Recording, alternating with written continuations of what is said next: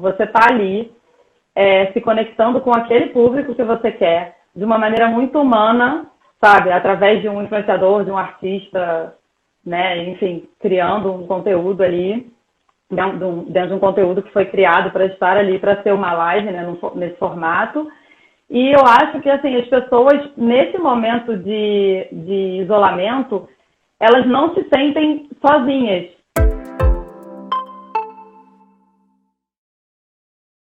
E como você começou a falar no início, né? A gente está vivendo um momento, assim, sem precedente na história contemporânea, principalmente, acho que na vida de todo mundo que está aqui assistindo. E isso mudou muito tudo o que a gente vem vivendo e experimentando e fez a gente, na verdade, repensar muitas coisas. Eu queria entender um pouco de você, como você acha que tem sido esse contexto, né, da produção de conteúdo de audiovisual, né, durante esse momento de pandemia e isolamento. Eu já tive umas experiências diferentes na produção de conteúdo para os meus clientes. Então agora a gente fez a campanha, por exemplo, do Dia das Mães da Mr. Cat, foi totalmente feita à distância. A gente, antes do isolamento, estava com tudo marcado, shooting, conceito, tudo preparado. E aí a gente teve que repensar isso.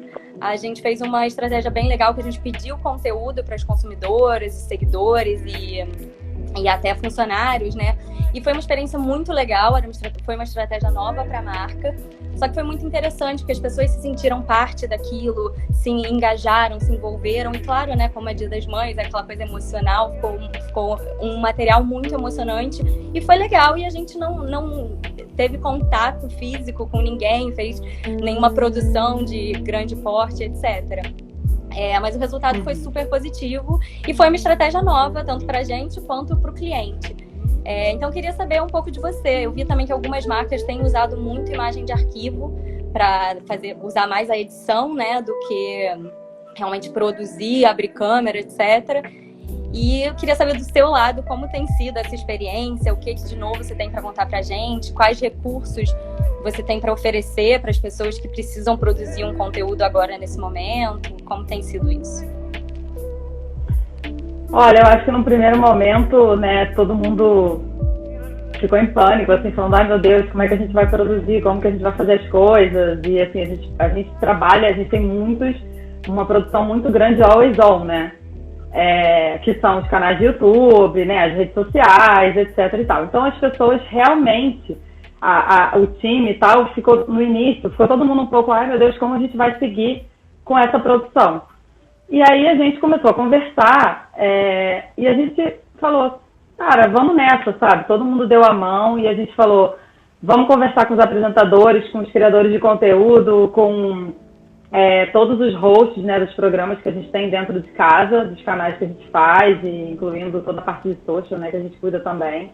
E aí a gente entrou em contato com eles, entendeu que tipo de equipamentos que eles já tinham, o que a gente precisava enviar para eles. A gente, inclusive, setava as câmeras junto com eles via Hangout, sabe? Ou qualquer outra ferramenta de conference call e etc e tal. E incluindo, assim, os atores da parafernália também. No início, ficou todo mundo um pouco, assim, preocupado. Ai, meu Deus, a qualidade e tal. Só que, nesse momento, as pessoas estavam mais querendo ver, sabe? A casa das pessoas.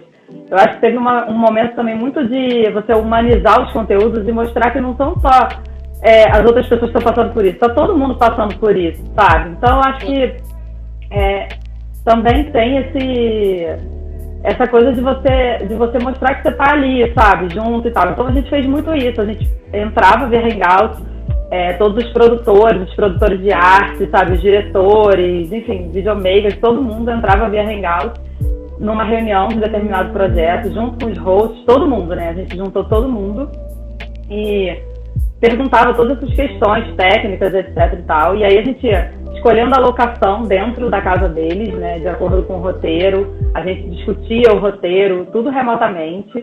E aí a gente começou a setar os equipamentos e tal, e a dirigir essas pessoas também remotamente. E no fim, todo mundo achava que ia ser assim, a coisa mais impossível do universo e tal. Claro que tem coisas que não dá para fazer, né? Tem coisas que são muito difíceis. Assim, a gente tem canais como Tudo Gostoso, é muito difícil você conseguir fazer aquela filmagem incrível de comida remotamente, né? É muito difícil. As pessoas estão sozinhas em casa, sabe? Então, assim, claro que você tem um empecilho ou outro.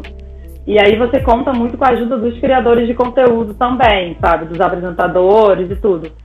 E a galera topou, sabe? E todo mundo entrou nessa onda e eu acho que foi um desafio que a gente está vencendo e que está todo mundo super engajado com isso, sabe? Também só aproximou as pessoas e a gente está fazendo, a gente continua trabalhando.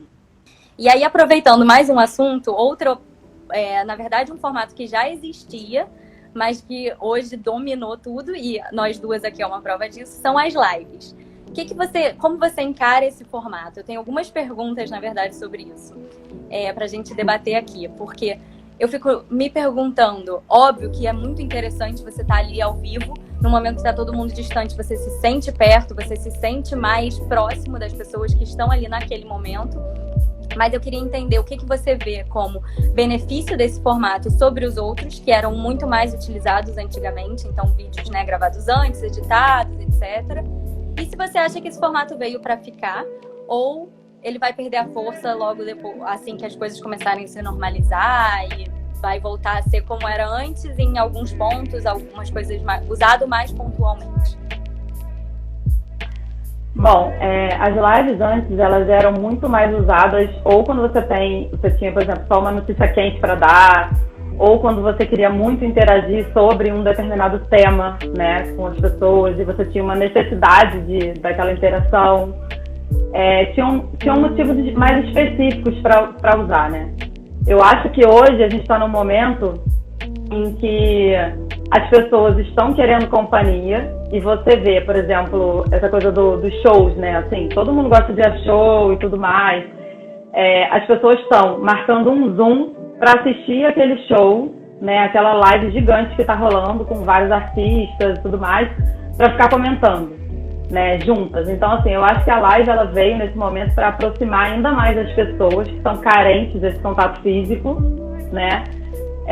E eu acho que isso é uma oportunidade enorme, inclusive para as marcas, porque, de novo, você está ali se conectando com aquele público que você quer, de uma maneira muito humana, sabe, através de um influenciador, de um artista, né, enfim, criando um conteúdo ali, dentro de um conteúdo que foi criado para estar ali, para ser uma live, né, nesse formato.